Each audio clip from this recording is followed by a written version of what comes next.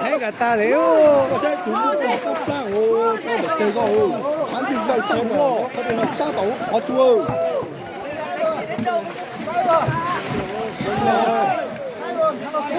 thế nó khó quá vừa máu nhiều lắm không được chết đấy bây giờ nó cho cháu khó đi nó dùng một bên luôn à rồi bây giờ bây giờ trả luôn nó nhiều ăn luôn à chỉ nhớ dở ăn luôn cho bây giờ trả sao cho về sau nó lại như thế là mình chơi vậy nè thế là cái tàu đó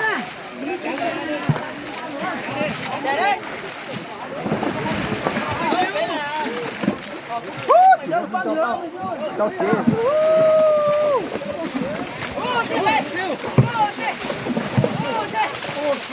bây giờ đi ô ba một thời có cái hoàng kia nào tụi mình đi lại tụi pe pa bây giờ tụi mình là tụi pe pa này tăng thu ơi móc tay rồi lên là ngã luôn chưa rồi ngã rồi vòng số 8 không vào số 7 số 8 rồi đấy nhỉ quá vòng số 9 rồi bớt ôi rồi tôi nói lên thì tôi nghĩ là chúng ta mua mẹ sẽ có mua bao tiền đó mua có thể bao tiền thì do nó có mua số 9 rồi nhá anh em nhìn mất 9 rồi nhá anh em thấy chưa trả ra là mất 9 rồi đó tới vào đây lại mất 9 một lần rồi nhá lại lên rồi đấy lại ngang đi cho lại lên rồi nhá mùng cũng bao nhiêu tăng tới chuột đấy cho lên nhá đấy rồi co lên một trung tâm công lệ bàn 40 củ cọc lên nó có cho chúng ta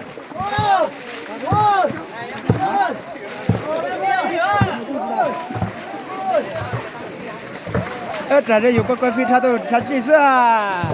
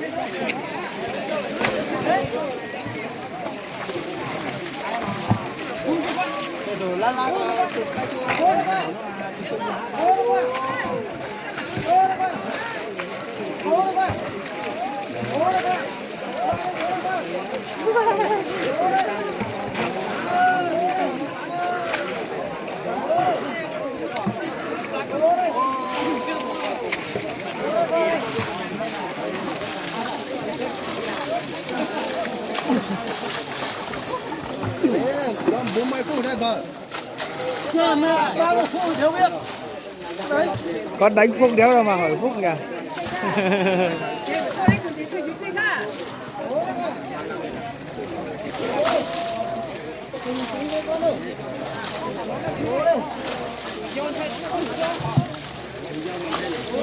có mua con sao giờ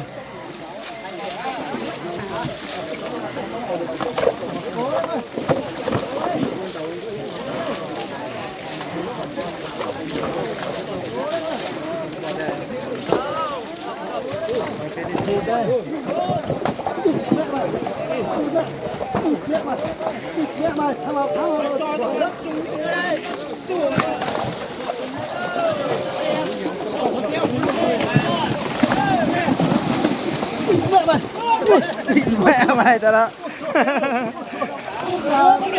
mày sức yếu mà con rau tỉa gà tao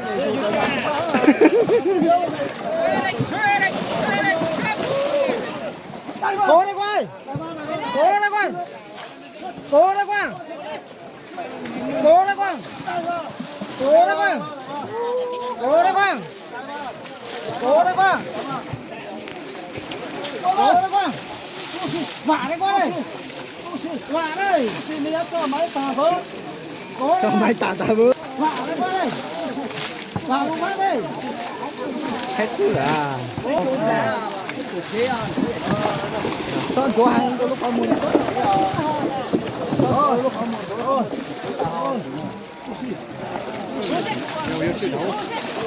Bây giờ này từ từ, mày cho tôi đó. Bài chín là quá đẹp từ đầu giờ này. Có tổ từ từ hả?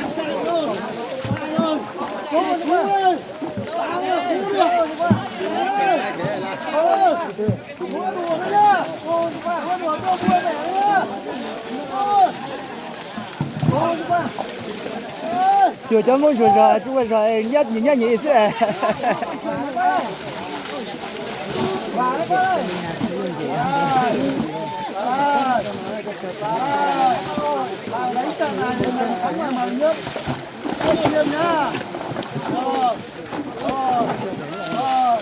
Tôi yêu phụ để liếp lòng nữa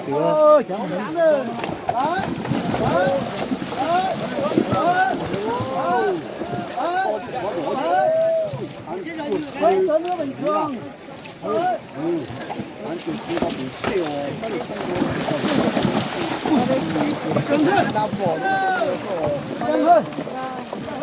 chả lùn rau bắt đây này. Ngang đây, đẩy ra mặt cầu luôn đúng không? Ngầm ra mặt cầu, có cái mặt cầu không? Đi rồi. Giờ trước tao ra đây.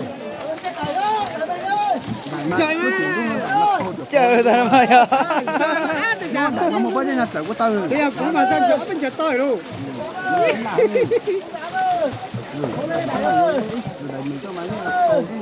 Giờ cho cái con này tao ra mình cô lên rồi tam của tao. Ô xin đây. Có đấy con ơi.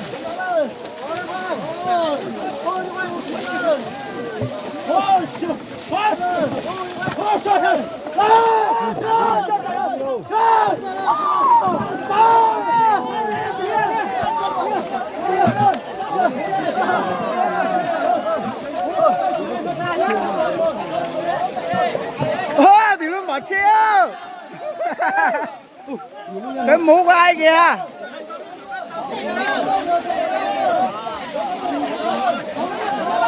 Tôi nhà ra không đi đâu. Xoay con kịch phải nó đi thế rồi. Xoay cho tao rất là chạy rồi. Cái vậy thì xoay cho tao nghĩ nó tao để cho được tí thôi.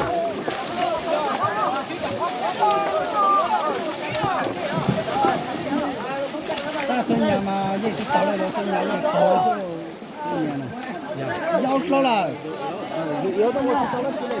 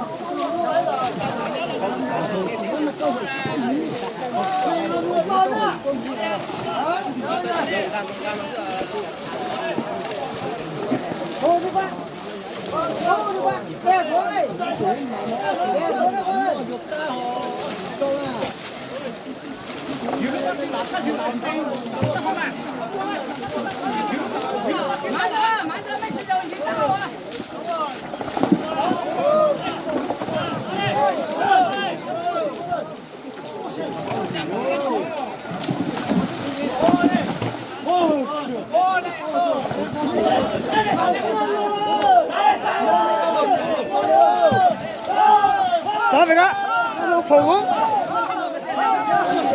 Ra là cái lục phủ mẹ to. Ôi.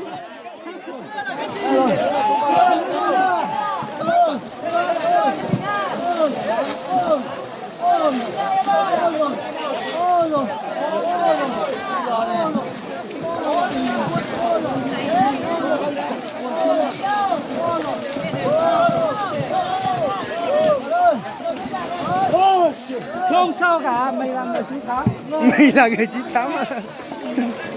Mày người chiến thắng nha. Cố lên đây. Phải không nào thì không vào đánh được đâu. Cố đấy con. Có tổ không em cổ cho tới xong. Có tổ không em cổ cho tới.